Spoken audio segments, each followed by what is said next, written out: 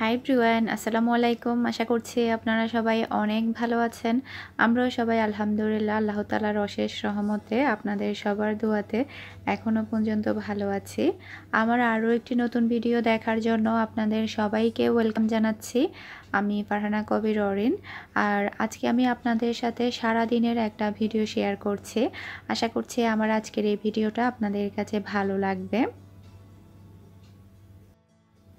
এখন আমি দুপুরের রান্নাটা করে নেব। কয়েকদিন আগে মিহির বাবা এই কচুটা এনেছিল। আমি এতদিন পর্যন্ত ইলিশ মাছের আশায় রান্না করিনি, কারণ এই কচুটা ইলিশ মাছ দিয়ে রান্না করলে বেশি ভালো লাগে, কিন্তু দোকানে এখনও পর্যন্ত খুলছে না, যার কারণে মাছ আনতে পারছে না।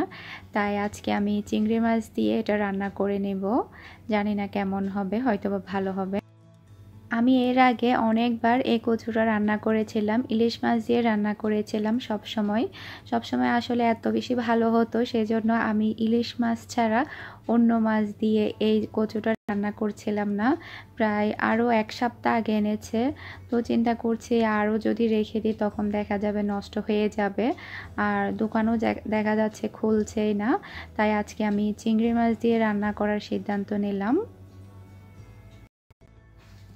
অন্য জায়গায় খোলা আছে কিনা জানি না, তবে আমি যে জায়গাতে থাকি এখানে মাছের দোকান প্রায় অনেক দিন ধরে বন্ধ, যার কারণে বাংলাদেশের মাছগুলো কেনা যাচ্ছে না। এমনিতে মার্কেটে মাছ পাওয়া যায়, তবে বাংলাদেশের মাছ পাওয়া যায় না। বাংলাদেশের ইলিশ মাছ, তারপর অন্যান্য মাছগুলো পাওয়া যায় না। এমনিতে ওমানি মাছ কিংবা অন্যান্য দেশের মাছগুলো পাওয়া যায়। আর এটা আমি কাঁচামরিচ দিয়ে রান্না করছি। মশলাটাকে প্রথমে ভালোভাবে কষিয়ে নিয়েছি। কাঁচামরিচ দিয়ে রান্না করলে বেশি টেস্টি হয়, আর চাইলে শুকনো মরিচ দিয়েও রান্না করা যায়। শুকনো মরিচ দিয়ে রান্না করলেও টেস্টি হয়। তো ভালোভাবে কষানোর পরে তারপর আমি কচুটা দিয়ে দিলাম। এমনিতে অনেক ভালো হয়েছিল, আর ইলিশ মাছ দিয়ে রান্না করতে পারলে আরও বেশি ভালো হতো। আর খুব তাড়াতাড়ি সেদ্ধও হয়ে গিয়েছিল, কচুটা ভালো ছিল। অনেক কচু দেখা যায় সেদ্ধ হয় না, শক্ত রয়ে যায়, এটা আবার এরকম ছিল না। রান্নাটা হয়ে গিয়েছে, এখন আমি দিয়ে দিচ্ছি ধনেপাতা। আর আজকে দুপুরে শুধু আমি এটাই রান্না করেছি, আর কিছুই রান্না করিনি, কারণ দেখা যায় রান্না করতে একটু কষ্ট হয়ে যাচ্ছে, বিশেষ করে দাঁড়াতে বেশি কষ্ট হয়। এখন হচ্ছে বিকেল 5:30 মতো বাজে। তো চিন্তা করলাম সন্ধ্যার নাস্তার জন্য একটু ঝাল ঝাল কিছু একটা তৈরি করি। তো মাথার মধ্যে আসলো যে আলু পুরি তৈরি করি, একটু ঝাল করে করব আলু পুরিটা। তো এখন তো 5:30 বাজে, এখনও মাগরিবের আজান দেয়নি। আমি ঘুম থেকে উঠে আসরের নামাজ পড়ে ডোটা একটু মতে রেখে দেব, কারণ ডোটা একটু রেস্টে রাখতে হয়। তারপরে মাগরিবের নামাজের পরেই আমি এটা তৈরি করব। তো এখানে আমি নিয়েছি 1 কাপ পরিমাণ ময়দা, স্বাদ মতো লবণ, তারপরে সামান্য করে একটু তেল দিয়ে এখন আমি এটা একটু ভালোভাবে মাখিয়ে নিচ্ছি। আসলে আলু পুরি তৈরি করা খুবই সহজ, আর বিকেলের নাস্তার জন্য তো খুবই পারফেক্ট একটা নাস্তা। আর আমরা বাঙালিরা দেখা যায় আলু পুরি, ডাল পুরি এগুলো খেতে বেশি পছন্দ করি, পাকোড়া। তো এখন আমি সামান্য করে করে নর্মাল পানি দিয়ে একটা ডো ধরে নেব। আর ডোটা শক্তও হবে না, আবার একেবারে নরমও হবে না, মিডিয়াম পর্যায়ে থাকবে ডোটা। এই যে ডোটা আমি ভালোভাবে মথে নিয়েছি, এরকম হবে, বেশি শক্তও না আবার বেশি নরমও না। তো যারা নতুন গৃহিণী কিংবা যারা জানে না তাদের জন্য রেসিপিটা শেয়ার করা। তো সামান্য করে একটু তেল মাখিয়ে নিলাম ডোর উপরে, এরপর এটাকে আমি 30 মিনিটের মতো রেস্টে রেখে দিব। এরপরে একটু ছাদে আসলাম, ভাবলাম একটু ছাদ থেকে হেঁটে আসি, কারণ তেমন তো একদমই বের হওয়া হয় না। ঘরের মধ্যে থাকতে থাকতে দেখা যাচ্ছে দম বন্ধ হয়ে আসছে। এই পার্কের মধ্যে বিকেলবেলা কি পরিমাণ যে মানুষ থাকতো, বিশেষ করে বাচ্চা কাচ্চা থাকতো। দোলনা আছে, এখানে খেলার জায়গা আছে বাচ্চাদের, তো ওখানে প্রচুর বাচ্চা কাচ্চা আসতো। তারপরে এমনিতেও অনেক ফ্যামিলিরা আসতো, ওরা বসে আড্ডা দিত, তারপরে অনেকেই হাঁটাচলা করতো। কিন্তু এখন দেখুন একটা পিঁপড়া পর্যন্ত নেই, পুরো পৃথিবী যেন থমকে গিয়েছে, এরকম একটা অবস্থা।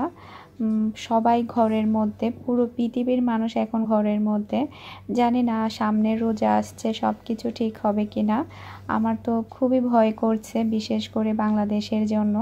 জানি না সামনে কি হবে, কারণ বাংলাদেশের জন্যই বেশি টেনশন হয় অন্যান্য দেশের চেয়ে।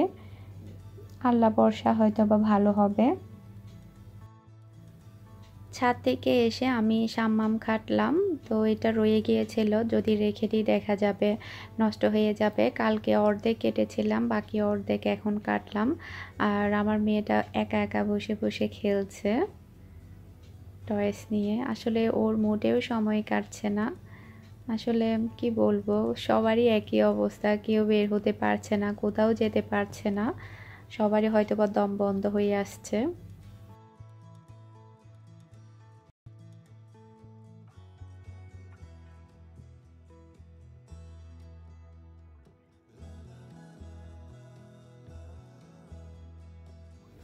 এখন সন্ধ্যার পর আমি মাগরিবের নামাজটা পড়ে নিয়েছি। এখন আলু পুরিগুলো তৈরি করে নেব। তো এখানে আমি আলু সেদ্ধ করে নিয়েছি, তারপরে বেশি করে শুকনা মরিচ আমি হালকা করে একটু টেলে নিয়েছি। যেহেতু বলেছি আপনাদেরকে ঝাল ঝাল করব, সেই কারণে বেশি করে শুকনা মরিচ নিয়েছি। আর জাস্ট ছোটো একটা আলু সেদ্ধ করেছি, তেমন বেশি আলু লাগে না। তো আলুগুলোকে একটু ম্যাশ করে তারপরে সামান্য করে একটু লবণ দিয়ে মরিচগুলোকে আমি ম্যাশ করে তারপরে ভালোভাবে মাখিয়ে নেব। এখানে ব্যাস এতটুকুই, এখানে আর কিছুই দিতে হয় না। এই যে এটা আমার হয়ে গিয়েছে। আর এরই মধ্যে ডোটা আরও বেশি সফট হয়ে গিয়েছে। এই যে দেখুন, খুবই সফট হয়ে গিয়েছে ডোটা। তো হালকাভাবে আর একটু মথে নিচ্ছি আমি। এরপরে আমি পুরিগুলো তৈরি করে নেব। পুরিগুলো চাইলে আপনারা দুইভাবে তৈরি করতে পারবেন, আমি আপনাদেরকে দুই পদ্ধতিতে দেখাবো। প্রথম পদ্ধতি হচ্ছে সামান্য করে একটু ডো নিয়ে আপনারা চাইলে ছোট বড় সাইজ করতে পারেন, ওটা আপনাদের উপর ডিপেন্ড করবে। আমি একটু বড় বড়ই করছি। এরপরে একটু বেলে নিচ্ছি হালকাভাবে, দুইভাবে দেখাচ্ছি আমি আপনাদেরকে। তো এরপরে আলুর পুর দিয়ে দিচ্ছি, তারপরে মুখটা একটু ভালোভাবে বন্ধ করে দিতে হবে। এই যে আপনারা হয়তো বা লক্ষ্য করছেন। তো যেটা বলছিলাম, চাইলে আপনারা সাইজে ছোট রাখতে পারেন, সাইজে চাইলে বড় রাখতে পারবেন। তো আমি একটু বড় বড় করেই তৈরি করে শেষ করে দেব, কারণ ছোট ছোট করলে দেখা যাবে অনেকগুলো তৈরি করতে হবে। তো এটা আমার তৈরি করা হয়ে গিয়েছে, আমি আরও একটা তৈরি করে নিচ্ছি। এরপরে আমি আপনাদেরকে দ্বিতীয় পদ্ধতিটা দেখিয়ে দিচ্ছি। হালকা করে একটু বড় করে বেলে তারপরে এই যে এখন আমি দ্বিতীয় পদ্ধতিটা দেখাচ্ছি। হাত দিয়ে একটু টেনে টেনে বড় করে নিতে পারবেন, আর বেলতে হবে না। এরপরে আলু পুর দিয়ে মুখটা ভালো করে বন্ধ করে দিতে হবে, তারপরে বেলে নিতে হবে। এমনিতে দোকানে যেগুলো বিক্রি করে সেগুলো একটু ছোট সাইজেরই বিক্রি করে, আমি যেগুলো করেছি সেগুলো একটু বড় সাইজের। তো এভাবে একটু বেলে নেবেন, তাহলেই হয়ে যাবে। এই যে এখন সবগুলো পুরি ভেজে নেওয়ার পালা। এখানে আমি তেল ভালোভাবে গরম করে নিয়েছি। এরপরে প্রথম একটা পুরি দিয়ে দিলাম। তো এটা আমার প্রথম পুরি, তো হালকাভাবে একটু ফুলে উঠছে। প্রথমটা একটু ঘাড় তেরা থাকে, কারণ তেলটা দেখা যায় ভালোভাবে গরম হয় না কিংবা হয় না, যার কারণে প্রথম পিঠা কিংবা প্রথম ইয়াটা একটু ঘাড় তেরা থাকে। তারপরে যাই হোক, মোটামুটি ভালোভাবে ফুলেছে অনেকটাই। এই যে এরপরে আমি বাকি সবগুলোই ভেজে নেব একে একে। তো আমি আরও একটা দিয়ে দিচ্ছি। তো এটা মাশাআল্লাহ খুবই সুন্দরভাবে ফুলে উঠেছে। আসলে ডোটা যদি ভালোভাবে হয় তাহলে খুবই সুন্দরভাবে ফুলে ওঠে আর খুবই সফট হয়, খেতেও খুবই ভালো লাগে। যে দেখুন, খুবই সুন্দরভাবে ফুলেছে।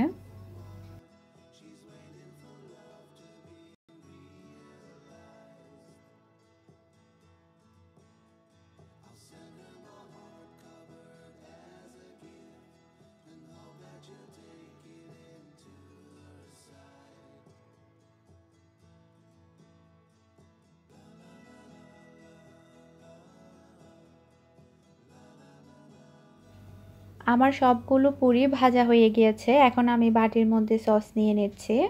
সস দিয়ে খেতে অনেক বেশি ভালো লাগে। সাথে চাইলে আপনারা সালাদও নিতে পারেন, শসা চাইলে টমেটো এই টাইপের সালাদ নিতে পারেন। তো একটা পুরি আপনাদেরকে ছিঁড়ে দেখাচ্ছি, এই যে দেখুন কতটা সফট হয়েছে।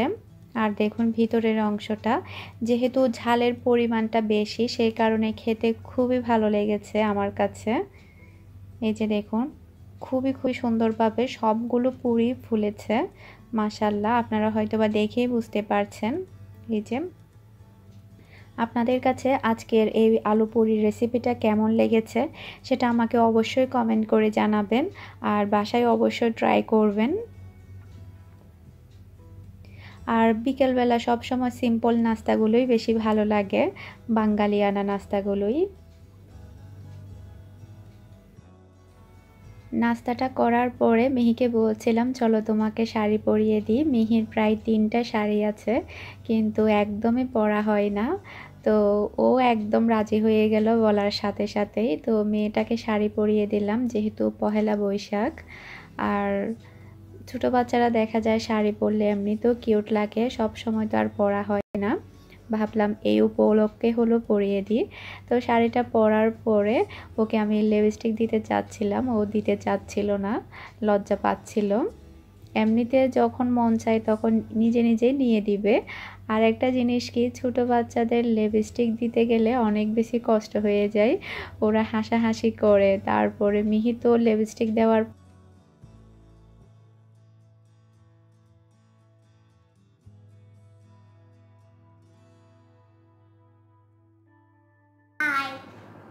তুমি আজকে কেন শাড়ি পরছো বলো? আমি বলবো না। কেন? জিজ্ঞেস করো, তোমাকে কেমন লাগতেছে জিজ্ঞেস করো। না কিছু বলবো না, আমি শাড়ি বলবো। আচ্ছা ঠিক আছে। মেয়েটা আসলে শাড়ি পরার পরে একটু লজ্জা পাচ্ছিল, ওকে যখন আমি কথা বলতে বলছিলাম ও কথা বলার জন্য রাজি হলো না, আর ছবি তোলার জন্য দাঁড়াতে বলেছি। তো ও তো ছবি তোলার জন্য দাঁড়ালো আর আমি ভিডিও করছিলাম, ও জানে না আমি যে ভিডিও করছি। ও সুন্দর করে দাঁড়াচ্ছে ছবি তোলার জন্য। সবাই আমার মেয়েটার জন্য দোয়া করবেন যাতে করে ও বড় হয়ে মানুষের মতো মানুষ হতে পারে। আর ওকে 2টা ঝুঁটি করে দিয়েছি।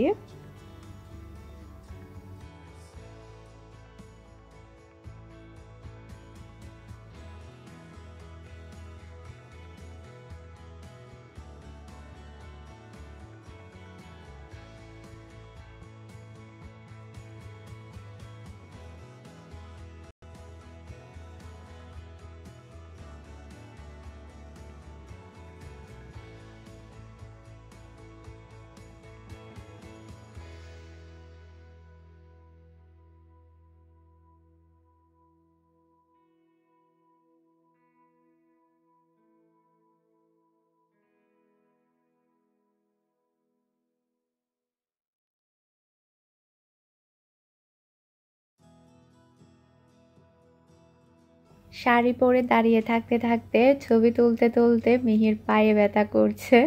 ও বলছে আমি আর দাঁড়াবো না, আমি বসে যাব। ও এখন বসে আছে। ও বেশিক্ষণ পরেনি, জাস্ট মানে 1 ঘন্টা মতো শাড়ি পরেছে। ওর কাছে আসলে একটু গরম লাগছিল হয়তো বা, শাড়িটা ও নিচ থেকে খুলে ফেলতে বলেছে, পরে আমি খুলে দিয়েছি। সবাই দোয়া করবেন। আজকের ভিডিওটা আমি এখানেই শেষ করছি। আপনারা সবাই ভালো থাকবেন, সুস্থ থাকবেন, আমাদের সবার জন্য দোয়া করবেন। আজকের মতো বিদায় নিচ্ছি। আসসালামু আলাইকুম, আল্লাহ হাফেজ।